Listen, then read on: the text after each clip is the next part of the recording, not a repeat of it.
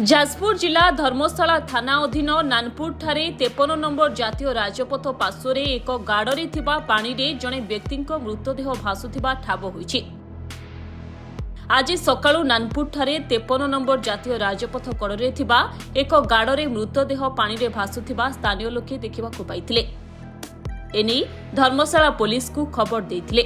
घटनास्थल रे पुलिस पहुंची फोरेंसिक टीम सह अधिक तदंत चलाइछि। तेबे मृतक जनक स्थानीय नानपुर ग्रामर शिव मल्लिक बोली जଣାपड़िछि।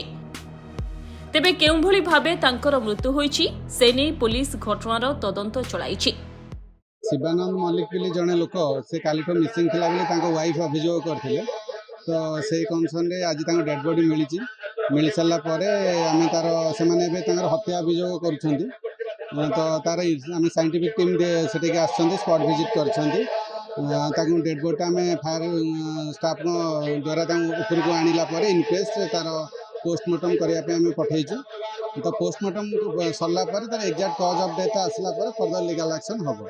तो आमर प्रिलिमिनारी जना पड़ी जहाँ से पानी भितर पड़ी से जगार ताकर मोटरसाइकेल मध्ये मिली।